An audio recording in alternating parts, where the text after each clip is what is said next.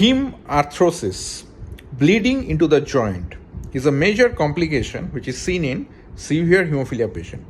But the episodes of this joint bleeding only occur after 6 months.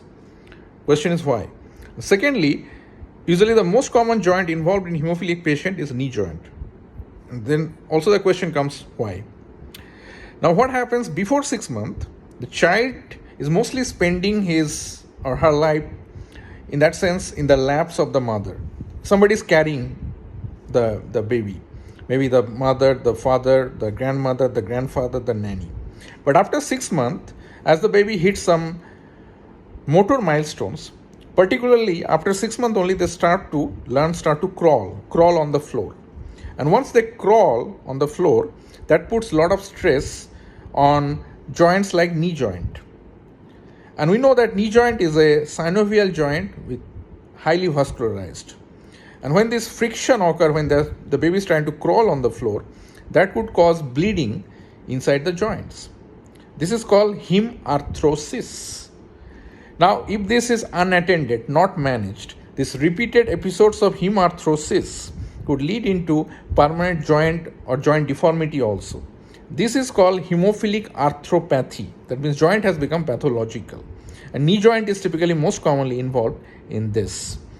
So the concept that should be clear that one of the major clinical manifestation or complication of severely hemophilia patient is hemarthrosis. That means bleeding into the joints. And repeated episodes of the bleeding into the joints could eventually lead to synovial hypertrophy, cartilage damage, and eventually that lead to a permanent joint deformity also. This state is called chronic hemophilic arthropathy. This is usually seen after later phase when they hit the adolescent. So repeated episodes of hemarthrosis and there is no proper management. Proper management in this case you can give prophylactic clotting factor therapy like factor 8 replacement can be done in hemophilia A patient to stop this. And these are not done, then eventually what would happen, the joint would become permanently deformed, and that is called hemophilic arthropathy. And the most common joint which is involved in the hemophilia patient is knee joint. That is another important point that you need to keep in mind. So that's all the few key basic concepts about the hemophilic arthropathy.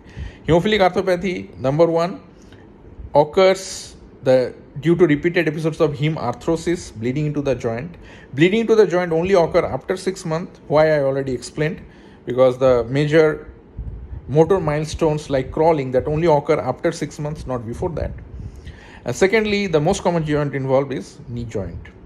And if it is unattended, to stop this you can do is prophylactic clotting factor replacement. If you're not doing this and not managing efficiently, it could eventually lead to a permanent joint deformity also. And in this state, we call it chronic hemophilic arthropathy. Thank you so much.